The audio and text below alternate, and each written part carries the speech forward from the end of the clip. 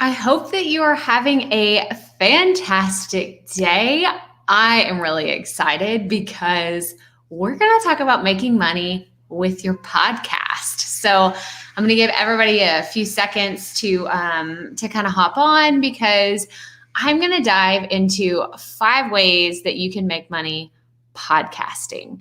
I've talked about these before. I've talked about them on my podcast, but I really wanted to dive into different ways that you could take advantage of being able to make money with your podcast before you have millions of downloads and thousands of listeners, because that's how we all get started, right? Most of us don't start off with a huge following and just tons of podcast subscribers right out of the gate. So I'm going to give you some tips on how you can make money a lot sooner than you think.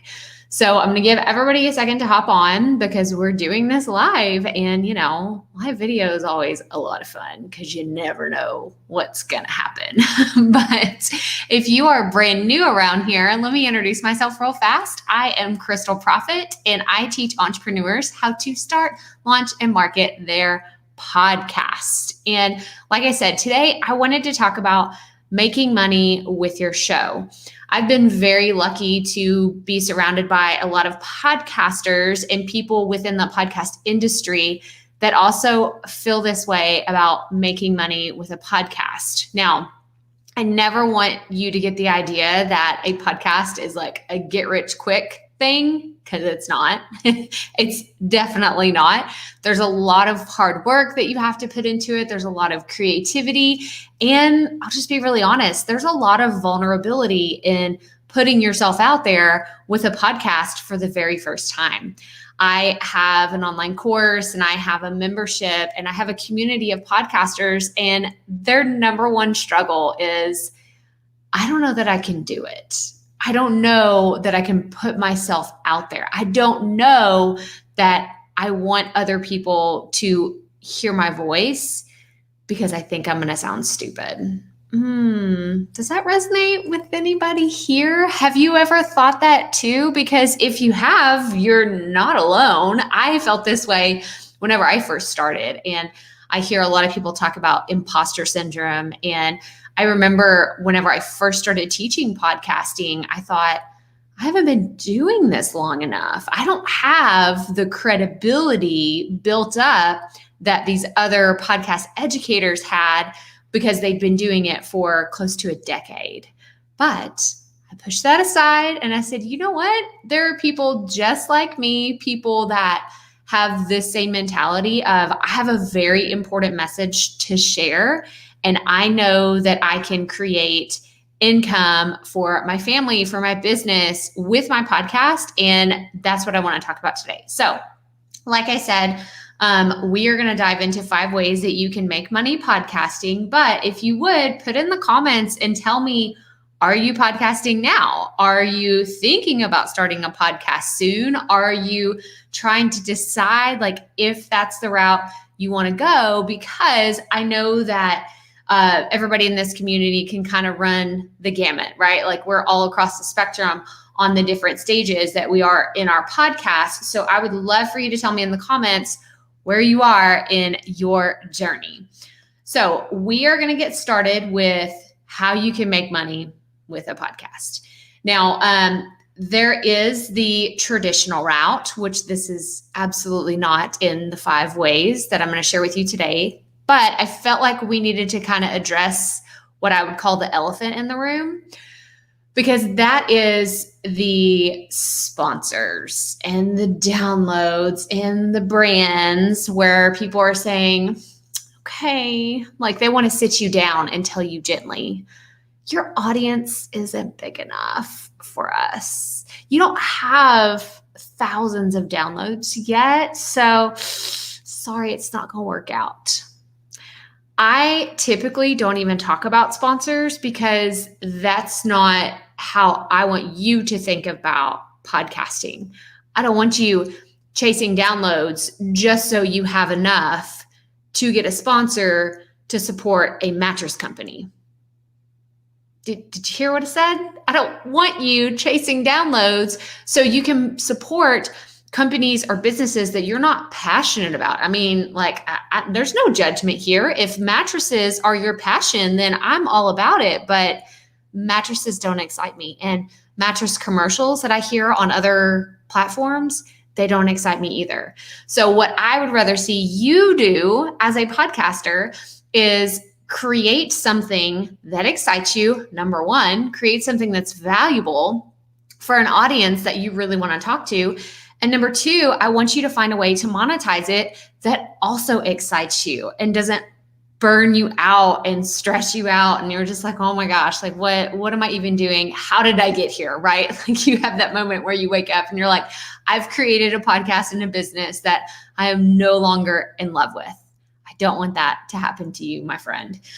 So I see Matt is saying he is considering starting his podcast. That is very cool, Matt. I'm glad that you're here. And I hope that if you have any questions about getting your podcast off the ground, you let me know. I know Matt's part of our Proffitt podcast online community. It's a free Facebook group that we have. So if you're interested in collaborating with other podcasters who are in this same journey with you, right? Like they're just getting started. They're trying to figure out ideas. They want feedback on their artwork, or they're just trying to see, am I on the right track? Then I invite you to join us in the Proffitt podcast online community. But okay, so we are going to, oh wait, hang on. I missed another one. So Emma on Instagram, she says, I have a podcast. I'm only on episode 11. Only, you can't say I'm only on this. Okay, so here's a quick statistic for you. And I can't remember the exact number, if it's 14 or 15, but there was a study done a few years ago. I want to say it was in 2018, 2019. My numbers are all messed up today. I don't know the hard facts. Okay, this is a general rule of thumb here. But once you get to 14 or 15, I want to say it's episode 14. We're going to go with 14, right? Because it's it's quicker, right? You're going to hit episode 14 sooner than you would hit 15. Most podcasts don't make it past episode 14. They either quit, they burn out, they stop producing. Something happens after episode number 14. So if you're saying I'm only on episode 11, you are actually really close to getting further than most people get with their podcasts, because a lot of people start them and they have all this energy and excitement, and then all of a sudden they quit. So you are right there. You are actually right on the cusp. And for you to say I'm only on, that means you have ambitions to go further with your show than just episode 11. So I'm applauding you, Emma. I'm giving you a congrats, because you're well on your way to making it further than some podcasts ever even get. So that's really encouraging. I hope that kind of changes your mindset about it, because that is really exciting, and congratulations on your podcast. That's really fun. So let's talk about ways to make money with your podcast. If you're going to take notes, this is the time to take some notes. I didn't say that before we hopped on live, but if you want to take notes, fine. If you want to watch the replay, then you are more than welcome to do so, because this will be around after this. So number one, and these are no in order of importance. Actually, I guess they are. Okay, so let me backtrack on that. The most important one is going to be the last one. Okay, so I'm just leaving you in suspense on how you can make money with a podcast. But number one, so listener-sponsored membership sites. Now, I mentioned earlier, I have a membership. That is not the same as a listener-sponsored membership site. That is actually something like Patreon or Glow, or there's several other different organizations that have popped up recently, and they want to give you the ability to create custom or exclusive content for your members. Now, this could be where if you have ads in your show, then you don't have ads on the Patreon version of your content, okay? Or, you have something that's like, okay, here's an hour-long interview. Maybe you only air 30 minutes of it, but for your members, they get the entire interview. So how do listeners-sponsored membership sites work? These are usually, they start around $5 a month, and you ask your people like, hey, we're not making a ton of money with our podcast right now. And if you would like to support the show, just to kind of keep the lights on, right? Because this isn't, if it's an expensive hobby. Okay. I will say that, like, if you're just doing this as a hobby, it can get kind of expensive. And I am mostly talking to you people who are trying to create a business with your podcast or use a podcast to support your existing business. So, you got to pay the bills. So if you are just like, okay, I got to make just a little bit of money each month to cover my expenses of my hosting site or your website, or maybe some social media management, whatever that looks like for you, a listener-sponsored membership site could work. And you can do that Patreon. And like I said, glow.fm is another organization that I know one of the co-founders, and she is super awesome. And we had a great interview about how membership sites work. So if you want to go check that out, check out the Proffitt podcast. But I love this for whatever you're first getting started, and you can start that on day one. Day one. And that's another thing. Everything we're talking about here today can be started on day one of your podcast. You don't have to wait until you hit episode 100 or episode 50, or you've been doing this for 6 months. You can start implementing these things today before you ever get started. Or if you already started, you can continue to do your podcast and implement these strategies right now. So that's really fun. And that's really why I wanted to talk about these. The next one is affiliate marketing. So affiliate marketing can range from services, products, or different kinds of programs. I know I'm an affiliate for a lot of different things, and I did not start out that way. I started off on Amazon affiliates a few years ago. I had started blogging, and I didn't really understand affiliates and how they worked. And I thought, okay, I don't have a business yet. I'm just kind of trying to figure this out. How can I recommend things whenever I don't even have anything to sell myself? But then I realized Amazon, like ding, ding, ding, right? The answer to, to everything product related is Amazon, right? You got to go find something. We're getting a cat soon. We're getting a little kitten. And we immediately went to Amazon and we're like, okay, what do we have to get? Like, what are the things that we actually need, right? Because it literally has everything. So for your podcast topic, you could sign up to be an Amazon affiliate. And then you could go and say, okay, I talk about books, let's say you review and you reference motivational books or nonfiction books, or you just sit around and have conversation about books. Then you could recommend those books on your podcast, and you can have a link, right? Like the Amazon affiliate link for that product. And you can put that on your website, or you could put it in your show notes. Now, hold up, wait a minute, because we have to talk about something very important whenever it comes to affiliate links. You need to disclose that you will actually make money if you're sharing a link. There is actually, if you go to the FTC website, I don't remember if it's ftc.org, I think it is. But if you go to the FTC website and you look up affiliate marketing, they have specific guidelines for what you have to disclose and the way that you have to disclose it. So if you go to my website and you see anything that has an affiliate link, it will say at the top, this post contains affiliate links. If a purchase is made, I may receive a small commission at no extra cost to you. It's not this long, huge thing. It's something very simple, but it does have to be disclosed if you're going to use affiliate marketing. Okay, that's my rant about affiliate marketing. I think it's a fantastic way to get started. Oh, I didn't give you any examples. Okay, so I told you Amazon affiliates. Whatever services you are already using or your products, and I'm saying like digital, physical, whatever, there's a good chance that you could become part of an affiliate program for that. So an example, actually I have on a Kajabi shirt. So I use Kajabi. I am an affiliate for Kajabi. I use ConvertKit for my email service provider. I'm an affiliate for them, which they kind of changed up their affiliate program in the last 6 months. I use Buzzsprout as my hosting site. I am an affiliate for them. I'm using StreamYard to do this broadcast right now. I use them, or I'm an affiliate for them. So look at all of your programs, services, products that you use and see, is there a way that I could offer this to my audience to add value to them as a helpful tool? Now, this is my last thing I'll say about affiliates. Don't just offer something to your audience just because you're hoping to make a commission. It has to be aligned. So I talk about podcasting. I wouldn't talk about underwater basket weaving as an affiliate for that.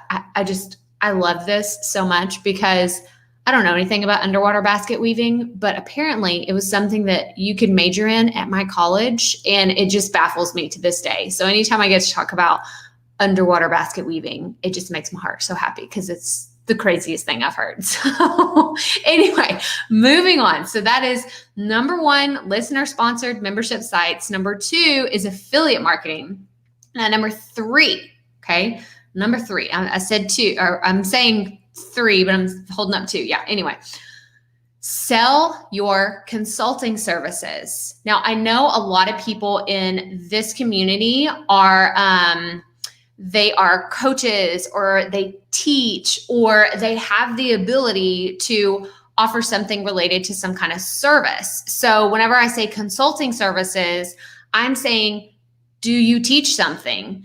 Do you offer something of value? Could you offer a one-on-one consultation for someone to work with you? Now, if you're a product-based business, this probably isn't for you, but I don't want you to write this off completely. Maybe you're saying that's not for me now, but maybe I could explore that idea in the future.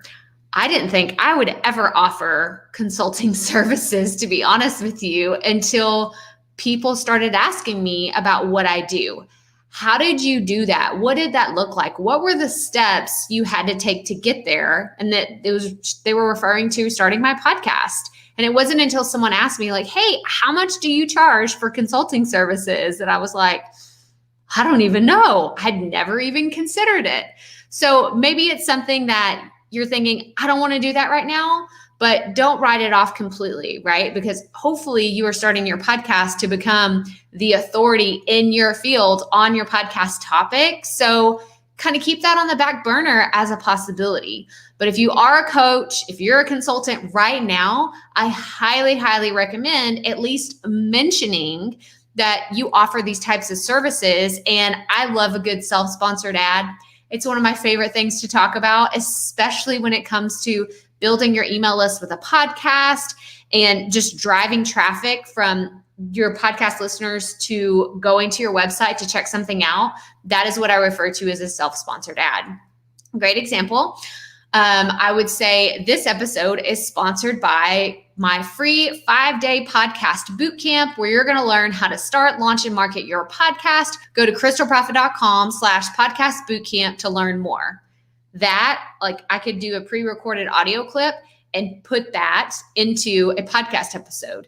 If you were doing consulting services, you could say this episode is sponsored by the name of your consulting services, I guess. Or, if you want a free 15-minute consultation call, this is what you need to do. So having exactly who it's for, what it is, and a direct call to action is a great self-sponsored ad that you can put into your podcast to sell your consulting services.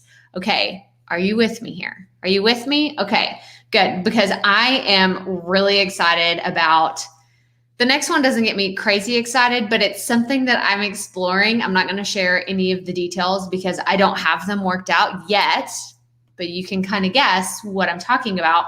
Because the 4th way to make money with a podcast is to sell your own merchandise.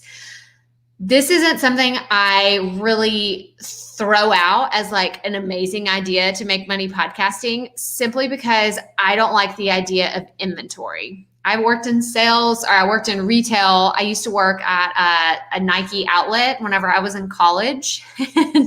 I know the struggle of inventory, making sure it's sorted, and you got to put stuff on sale, and you got to have storage for it, like all the things, right? So I don't want you as a brand new podcaster trying to figure out your show and also worrying about like, oh, a new order came in for our coffee mugs or our t-shirts. Like I got to make sure it's shipped, and I got to invoice someone, and I got to pay, because merchandise at the end of the day probably isn't going to be like something that makes you thousands of dollars.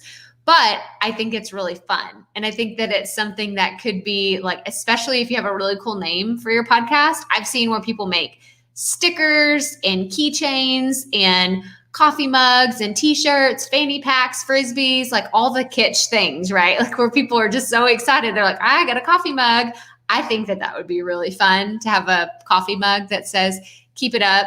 We all have to start somewhere, the Proffitt podcast or something like that. But it's not something I'm doing right now. And it's not something that I have pursued actively because I think it's one of those shiny object syndromes for me, because I know at the end of the day, it's not going to make me a ton of money. As fun as it sounds, it's probably not going to be the right move for my podcast. But I throw it out there because if you are an author, I would almost think of merchandise not necessarily being your book, but being bookmarks or something else related to what your book represents or anything else like that. So that is the fourth way, is merchandise. So I'm going to run back through these again. So listener sponsored membership sites like Patreon and Glow.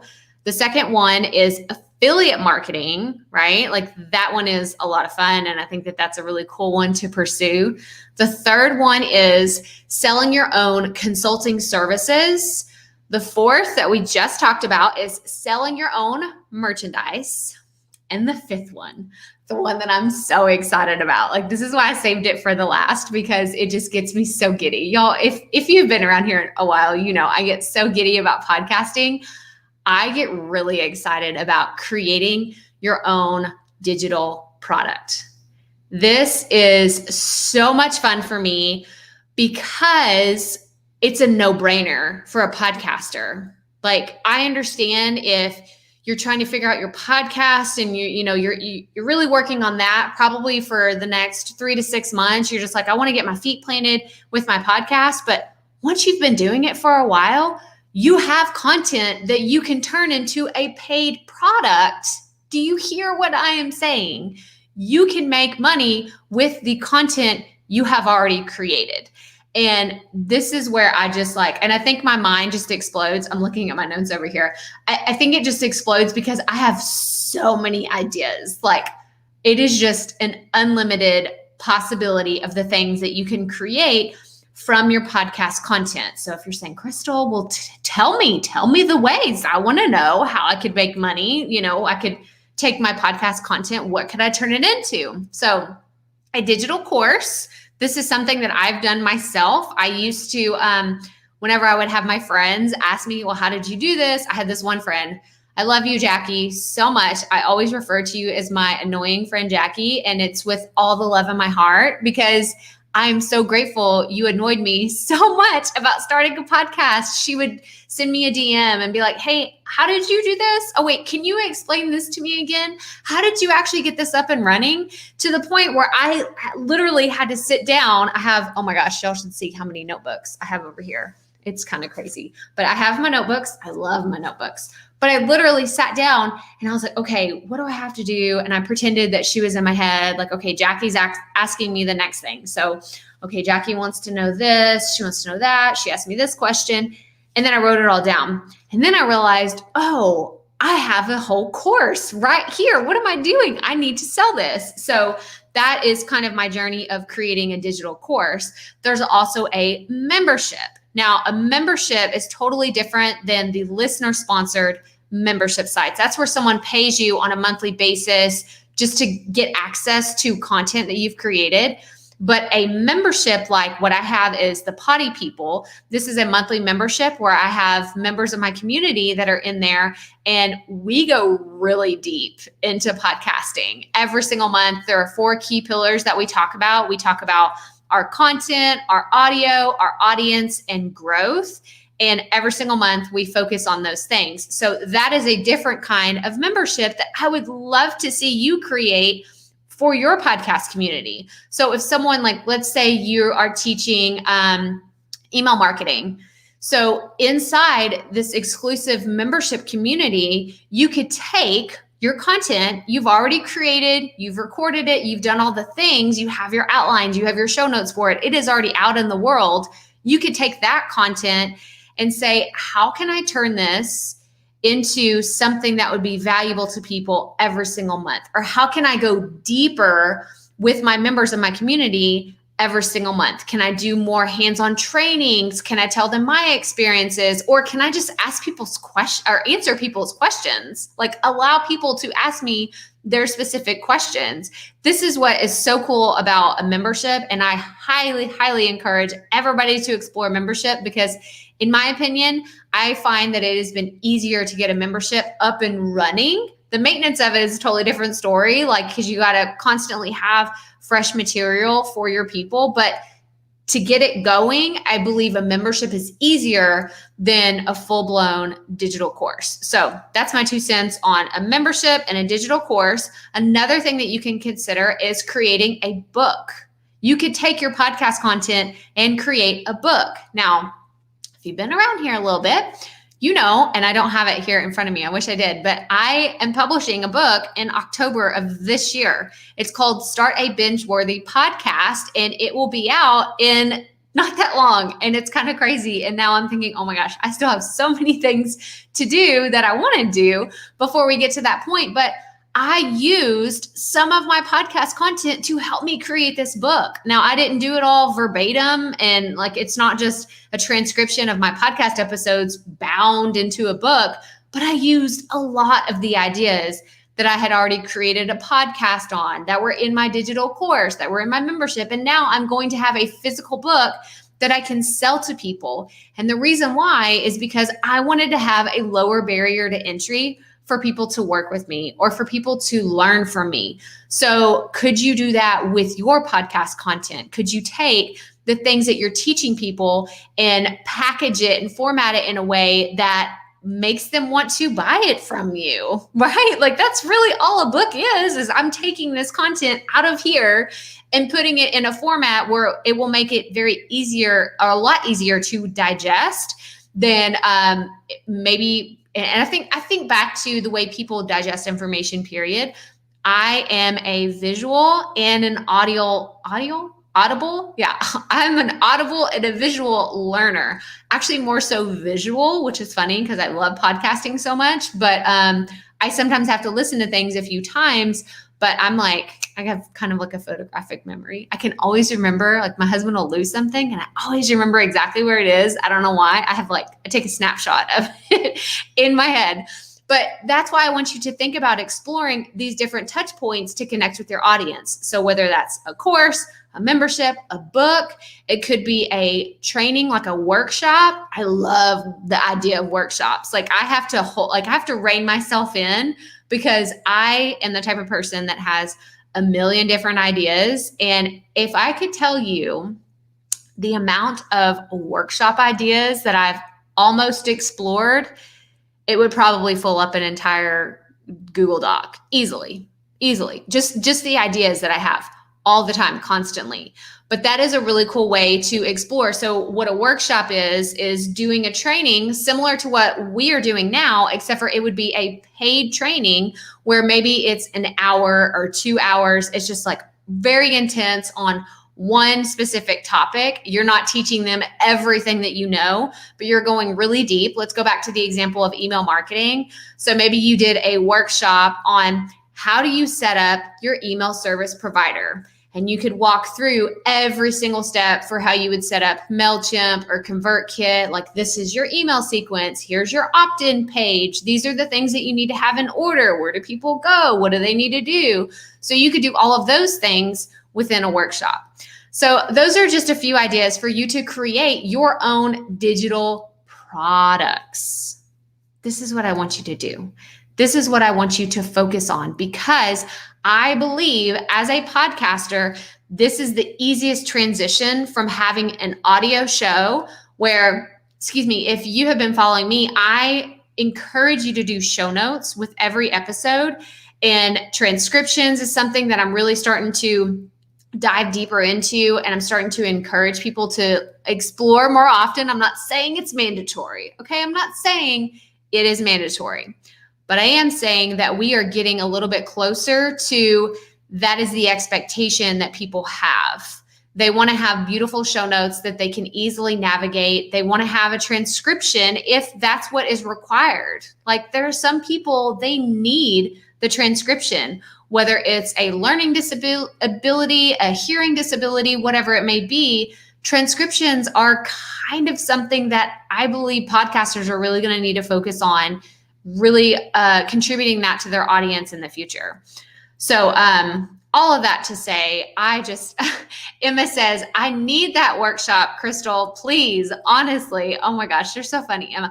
So whenever it comes to email marketing, I'm going to highly recommend 2 podcasts to you. So go listen to the Certified Badass Online Entrepreneur. That's Bobby Klink. Go listen to his podcast, and go listen to, oh my gosh, I just totally blanked on the name of her podcast, but it's Erica V. Holmes. She was on the Proffitt podcast, and I don't know if it's Makeover Your Marketing. I think that that's the name of her podcast. She talks about email marketing too, and she has some really great tips.